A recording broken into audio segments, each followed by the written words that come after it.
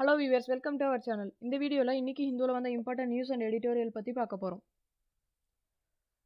Market plunge on news of mutant virus. யூகேல வந்து வைரஸோட spike இன்னமும் இன்க்ரீஸ் ஆகிட்டே இருக்குது. இதனால் நேற்று ஒரு சிங்கிள் டேல மட்டும் 7 months இல்லாத ஈக்விட்டி ஃபால் ஆயிருக்கு. அதாவது இந்தியாவை பொறுத்த வரைக்கும் 73.79 யூஎஸ் டாலராக டிக்ளைன் ஆயிருக்கு. நார்மலாக வந்து 75 rupeesக்கு ஈக்குவலாக இருக்கும். யூகேல வந்து 2% ஈக்விட்டி ஃபாலோ ஆயிருக்கு. அது மட்டும் இல்லாமல் யூரோப்பியன் ஈக்விட்டியும் 2.5% ஃபாலோ ஆயிருக்கு. நாஸ்டாக்ல வந்து 1.2% ஃபாலோ ஆகிறதா இருக்குது அப்படின்னு சொல்கிறாங்க ஃபியூச்சரில். அதுக்கப்புறம் நேற்று சிங்கிள் டேல மட்டும் banking, automobile, metal, oil, gas and real estate எல்லாமே இந்தியாவில் ஃபாலோ ஆயிருக்கு. House panel moots law to keep a check on private hospitals. இப்போ வந்து பப்ளிக் ஹெல்த் ஆக்ட் வேணும் அப்படின்னு சொல்கிறாங்க. எதனால் அப்படின்னா ப்ரைவேட் ஹாஸ்பிட்டலுக்கு செக்கும் கண்ட்ரோலும் வைக்கணும் அப்படிங்கிறதுக்காக. ஏன்னா இந்த COVID-19 வந்து பெட்ஸ் புக் பண்ணுறதுக்கு அவங்க சார்ஜ் வந்து ரொம்பவும் ஹையாக பே பண்ண சொல்கிறாங்க அப்படின்னு. அது மட்டும் இல்லாமல் பிளாக் மார்க்கெட்டிங், மெடிசன்ஸில் பிளாக் மார்க்கெட்டிங் வருது, அதையும் வந்து சுத்தமாக டிஃபீட் பண்ணணும் அப்படிங்கிறதுக்காக கவர்மெண்ட் வந்து அவேர்னஸ் கிரியேட் பண்ணணும், ரெகுலேட்டரி ஓவர்சைட் வேணும் அப்படின்னு ஹெல்த் மினிஸ்ட்ரி ரெக்கமெண்ட் பண்ணியிருக்காங்க. இன்னும் என்னென்னலாம் ரெக்கமெண்ட் பண்ணியிருக்காங்க அப்படின்னா, அந்த பேனல் என்ன சஜஸ்ட் பண்ணியிருக்காங்கன்னா, ரெகுலேட்டரி ஓவர்சைட் ஆல்ரெடி சொன்னபடி, அதுக்கப்புறம் கேஷ்லெஸ் இன்சூரன்ஸ் வந்து எல்லாத்துக்கும் கவர் ஆகணும் ஃப்ரீயா அப்படின்னு சொல்கிறாங்க. அதுக்கப்புறம் நேஷ்னல் டிசாஸ்டர் மேனேஜ்மெண்ட் அத்தாரிட்டி ஒரு செப்பரேட் விங்காக ஆக்ட் ஆகணும் அப்படின்னு சொல்கிறாங்க. எதுக்காக அப்படின்னா இந்த COVID-19 ஃபேஸ் பண்ணுறதுக்காக. அதுக்கப்புறம் ஃபார்மர்ஸ், நான் கார்பரேட், நான் ஃபார்ம், ஸ்மால் ஃபார்ம் அந்த மாதிரி எல்லாத்துக்கும் லோன்ஸ் கொடுக்கறதுல எஃபெக்டிவாக ஒர்க் பண்ணணும். ஏன்னா அவங்களால உடனடியாக பணத்தை ரெடி பண்ண முடியாது அப்படிங்கிறதுக்காக. அதுக்கப்புறம் சில்ட்ரனுக்கு, அதுக்கப்புறம் இந்த மாதிரி மிட் டே மீல் ஸ்கீம்ஸ் எல்லாம் வந்து மறுபடியும் கொண்டு வரணும் அப்படிங்கிறாங்க. என்டிஏ வந்து பப்ளிக் செக்டார், என்ஜிஓஸ், கார்பரேட்ஸ் கூட பார்ட்னர்ஷிப் வச்சுக்கிட்டு எஃபெக்டிவாக ஒர்க் ஆகணும் அப்படின்னு ரெக்கமெண்ட் பண்ணுறாங்க. வாட் இஸ் பிகைன் PM Oli's move to call for snap polls. நேற்று ஃபஸ்ட்டு நியூஸ்லேயே பார்த்தோம், நேபாள் பிரைம் மினிஸ்டர் கேபி சர்மா ஓலி அப்படிங்கிறவர் பார்லிமெண்ட்டை டிசல்யூட் பண்ண சொல்லிட்டார். எதனால் அப்படின்னா அவருக்கும் அந்த பார்ட்டியில் இருக்கிற சீனியர் லீடர்ஸ்க்கும் நடந்த கான்ட்ரவர்சினால. இந்த இயர் அவங்க வந்து என்ன பிளான் பண்ணியிருந்தாங்கன்னா, விசிட் நேபாள் இயர் அப்படின்னு பிளான் பண்ணியிருந்தாங்க. அதுக்கப்புறம் அவங்களோட பவரை இன்க்ரீஸ் பண்ணுறதுக்காக, ஹிமாலயாஸ் கிட்ட அவங்களோட பவர்ஸை இன்க்ரீஸ் பண்ணுறதுக்காக அவங்க ஒரு பெரிய லெவலில் மீட்டிங் அரேஞ்ச் பண்ணுறதா இருந்தாங்க. அதுதான் சாகர்மாதா சம்வாத் அப்படிங்கிறது. எதனால் வந்து இவர் இப்போ பார்லிமெண்ட்டை டிசல்யூட் பண்ண சொன்னார் அப்படின்னா, சீனியர் லீடர்ஸ் என்ன சொல்கிறாங்கன்னா, இவர் வந்து COVID-19 எஃபெக்டிவாக ஹேண்டில் பண்ணல அப்படின்னு சொல்லியிருக்காங்க. அது மட்டும் இல்லாமல் அவங்க வேக்சின் கண்டுபிடிக்கிறதுலையும் 0ல் தான் இருந்திருக்காங்க. இன்னமும் அதுக்கான ஸ்டெப்ஸ் எடுக்கல. அது மட்டும் இல்லாமல் அப்பப்போ பார்டர் டிஸ்பியூட்ஸ் இந்தியா கூட வந்துச்சு. அது மட்டும் இல்லாமல் என்ன சொல்கிறாங்க, அயோத்தியா வந்து நேபாளில் தான் இருந்திருக்கு அப்படின்னு அப்பப்போ நம்ம நியூஸில் பார்த்துட்டே தான் இருந்தோம். அப்புறம் என்ன கல்பானி வந்து எங்களோடது அப்படின்னு சொல்கிறாங்க. இதெல்லாம் சேர்ந்து தான் இந்த பார்லிமெண்ட்டை டிசல்யூட் பண்ணுறதுக்கு ரீசன் அப்படின்னு சொல்கிறாங்க. எதனால் அப்படின்னா கேபி சர்மா ஓலி அப்படிங்கிறவருக்கு பதவி ஆசை அதிகமாக இருக்குது அப்படின்னு இந்த ஆர்டிக்கலில் அவங்களோட சீனியர் லீடர்ஸே சொல்லியிருக்காங்க. Government alert to UK virus strain. SARS-CoV-2 virus அதுதான் வந்து யூகேல இருக்குது அப்படின்னு சொல்கிறாங்க. அதனால் வந்து அங்கே இருந்து வர ஏர்பிளைன்ஸும் இங்கேருந்து போகிற ஏர்பிளைன்ஸையும் வந்து அலர்ட் பண்ணுறாங்க. அங்கேருந்து வரவங்கள வந்து செக் பண்ணிட்டு தான் உள்ளே விடணும் அப்படின்னு ஸ்டேட் அண்ட் யூனியன் டெரிட்டரிஸ்க்கு ஹெல்த் மினிஸ்ட்ரி வந்து ஆர்டர் போட்டிருக்காங்க. நம்ம வந்து ஜான்வரியில் ஏதோ ஒரு வீக்கில் வந்து வேக்சினை வந்து பப்ளிக்கு இன்செர்ட் பண்ண ஆரம்பிச்சிருவோம் அப்படின்னு சொல்கிறாங்க. இந்த வேக்சினோட மோட்டிவ் வந்து என்னென்னா சேஃப்டி அண்ட் எஃபெக்டிவாக ஒர்க் பண்ணுறது மட்டும்தான் அப்படின்னு சொல்கிறாங்க. அதுக்கப்புறம் மெனி டெவலப்டு கண்ட்ரிஸே இப்போ இன்னமும் கண்டுபிடிக்காமல் திணறிட்டு தான் இருக்காங்கன்னு சொல்கிறாங்க. நம்ம வந்து இன்னமும் ஒரு அளவுக்காச்சும் கோவிட் வந்து வந்துட்டே தான் இருக்குது எல்லாத்துக்கும். ஒவ்வொரு தடைக்கு அதிகமாகுது, ஒவ்வொரு தடைக்கு கம்மியாகுது. அதனால் வந்து நம்ம ரிலாக்ஸ் பண்ணுறதுக்கு நேரம் கிடையாது. கண்டிப்பாக எல்லோரும் மாஸ்க்கு, சோசியல் டிஸ்டன்சிங்கு, அதுக்கப்புறம் ஹேண்ட் சானிடைசர் வந்து பயன்படுத்தணும் அப்படின்னு சொல்கிறாங்க.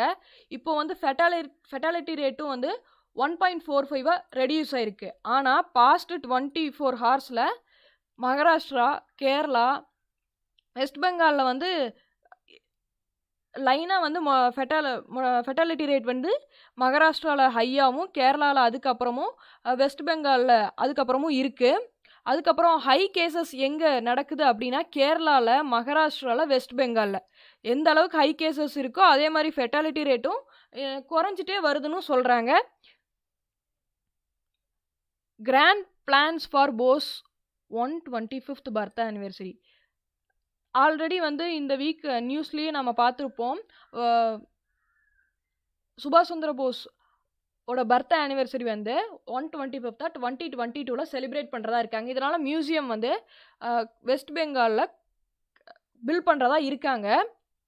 இதுக்காக மினிஸ்ட்ரி ஆஃப் கல்ச்சர் வந்து நிறையா ஏற்பாடு பண்ணிட்டு இருக்காங்க.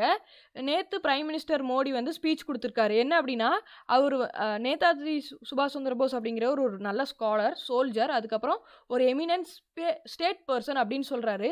அதனால் அவரோட 125th பர்த்டே ஆனிவர்சரியை ஒரு கிராண்ட் மேனரில் செலிப்ரேட் பண்ணலாம் அப்படின்னு சொல்கிறாரு. அதுக்கப்புறம் இதுக்காக ஒரு ஹை லெவல் கமிட்டி ஃபார்முலேட் பண்ணியிருக்காங்க. இதில் வந்து யார் யார் மெம்பர்ஸ்னால் ஹிஸ்டோரியன்ஸ், அதுக்கப்புறம் எக்ஸ்பர்ட்ஸ், அவரோட ஃபேமிலி மெம்பர்ஸ், அதுக்கப்புறம் அவரை பற்றி தெரிஞ்ச சாதாரண ஸ்டேக் ஹோல்டர்ஸ், அவங்க தான் ஹிஸ்டோரியன்ஸ்னு சொல்லலாம். இவங்களாம் தான் இதுக்கு மெம்பர்ஸாக இருக்காங்க. இதோட ஒர்க் எப்போ ஸ்டார்ட் பண்ணுறாங்கன்னா January 23, 2021. Humans are still core to digital India. இது வந்து இன்றைக்கி வந்து ஒரு ஆர்டிக்கல். இப்போ எல்லாமே வந்து ஆன்லைனாக ட்ரான்ஸ்ஃபார்ம் ஆகிட்டுருக்கு. இந்த COVID-19 மட்டும் 35% இன்டர்நெட் யூசர்ஸ் வந்து இன்க்ரீஸ் ஆகிருக்காங்க. அதுக்கப்புறம் இப்போ வந்து இன்டர்மீடியட்ஸோட க்ரோத்தும் வந்து இன்க்ரீஸ் ஆகிருக்கு. கவர்னன்ஸ் இன்ஸ்டியூட், அதுக்கப்புறம் அப்பட்டி இன்ஸ்டியூட் அவங்கெல்லாம் சேர்ந்து என்ன பண்ணுறாங்கன்னா ஒரு அவேர்னஸ் க்ரியேட் பண்ணுறாங்க பப்ளிக்கு. எதுக்காக அப்படின்னா அவங்க பப்ளிக்கு எப்படி கேஸ் ஃபைல் பண்ணணும் அப்படிங்கிறது கூட அவங்களே சொல்லி தருவாங்க ஆஃப்லைனில். இவங்கெல்லாம் வந்து ஆஃப்லைனில் தான் ஒர்க் ஆவாங்க. அவங்க யார் யார் அப்படின்னா என்ஜிஓஸ், பொலிட்டீஷியன்ஸ், இண்டிவிஜுவல்ஸ், கலெக்டிவ்ஸ், இவங்க எல்லாரும் சேர்ந்து தான் பப்ளிக்கு, சாதாரண பப்ளிக்கு வந்து அவங்க என்ன மார்ஜினலைஸ்டு வேஜ் தான் வாங்குவாங்க. அப்புறம் விமன் சில்ட்ரனுக்கெலாம் வந்து எப்படி இன்டர்நெட் யூஸ் பண்ணுறதுனே தெரியாது. அதுக்கெல்லாம் வந்து ஒர்க் பண்ணுறது தான், அவங்களுக்கு வந்து ஹெல்ப் பண்ணுறதுக்காக வந்தவங்க தான் இந்த இன்டர்மீடியரிஸ். அவங்க தான் இந்த பொலிட்டீஷியன்ஸ், என்ஜிஓஸ், இண்டிவிஜுவல்ஸ், கலெக்டிவ்ஸ்.